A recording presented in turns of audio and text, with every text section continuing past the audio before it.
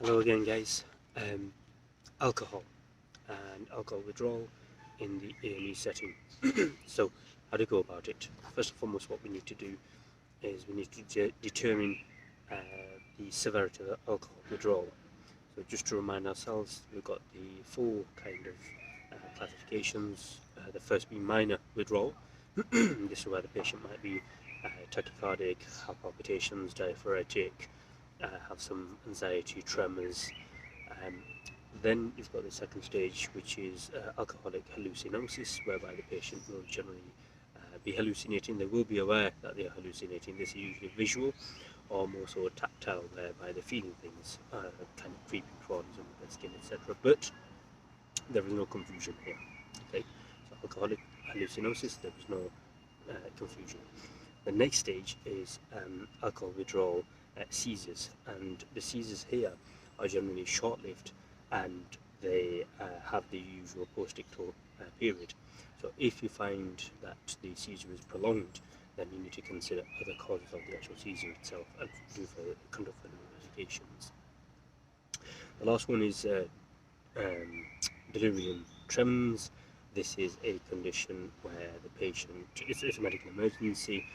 It's where you get situations when you've got the delirium itself, as the name suggests, and then you've got the physiological manifestation of severe tachycardia, severe hyperthermia, and severe hypertension. This needs to be addressed immediately. So, DT is a medical emergency. Now, when a patient presents in the A&E setting or otherwise with symptoms of alcohol withdrawal, the first and foremost thing is we need to determine whether we are going to admit or discharge. And what we can do is we can actually apply a tool called PAWS, PAWSS, which stands essentially for what's it standing for? Prediction of alcohol withdrawal severity scale. Okay, so basically what we're doing is we're assessing the severity of the symptoms in the context of the alcohol withdrawal. Okay. Now, the first two questions here to be had are: has the patient consumed alcohol in the last 30 days? And the second one is there a serum concentration detectable in the on bloods of alcohol? If you have got yes to either of those, then we will conduct the rest of the actual screen to determine and help us assist whether or not we need to admit. Once admitted, the important thing to remember is the first line treatment for alcohol withdrawal is benzos, okay, benzodiazepines. The ones most commonly used are diazepam, lorazepam, and chlordiazepoxide. Okay, so the first two, diazepam, lorazepam. Let's just start with diazepam. Diazepam is a very fast-acting benzo, and it is actually long-lasting as well. So it's a long-acting drug. The lorazepam, on the other hand, is a short-acting benzodiazepine, but it is safer for patients who have got liver issues. So it is safer for those with liver issues. Now, both of these preparations come in either IV or oral. Okay, the diazepam usually 5 to 10 milligram doses, and you can give that kind of every 5 to 10 minutes. The lorazepam is more potent benzodiazepine. This comes in 2 to 4 milligram doses, and you would give this usually, perhaps, if necessary, of course, every 15 to 20 minutes. The third is the chlordiazepoxide, which is what we use in the trust where I am. This is an oral preparation only. Okay, so this can only be given per os, and the dosage on this is 25 to 100 milligrams, and this we will give every kind of 2 to 3 hours. Now, so we do the chlordiazepoxide. Like I say, benzos are first-line treatment for alcohol withdrawal. The second thing we often do is we give Pabrinex. Now, Pabrinex is a brand name.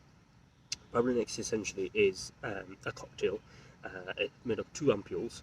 The first ampule contains your vitamin B1, your vitamin B2, and your vitamin B6. Okay. The second ampule, so it contains your ascorbic acid or vitamin C and nicotinamide. Now, if the preparation for Pabrinex can be either intramuscular or intravenous. The intravenous one, the second ampule, also contains some glucose. So the first ampule is what is. the second ampule in the intravenous is 5 milliliters, and the second ampule in the intramuscular is only 2 ml. The thiamine, the riboflavin, and the third vitamin, B6, slips of mind. That's needed. So the Pabrinex, is needed to prevent Wernicke's encephalopathy. Okay, complications, as I'm sure you would be aware of. So vitamin B1 deficiency leading to Wernicke's encephalopathy. So that's the reason for the Pabrinex, and which is usually administered. So what we usually do with that is we will administer the pair of ampules, one pair every day, once daily only, for best part of 5 days, and perhaps up to 7 days if it's actually warranted. The other thing we would do is what we call the CIWA score, C-I-W-A, CIWA score. So the nurses will generally instigate the CIWA score. The CIWA score enables risk stratification of symptoms based on the withdrawal.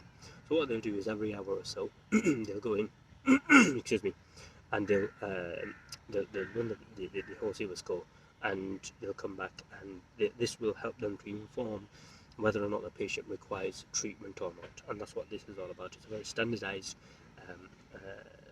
risk stratification tool, CIWA score, used very widely by the nurses. So any score less than 8, and the symptoms are minimal withdrawal symptoms, the severity is minimal, whereas if the score is greater than 20, then we've got severe symptoms, and potentially the patient is at risk of developing delirium tremens should we not administer the medication.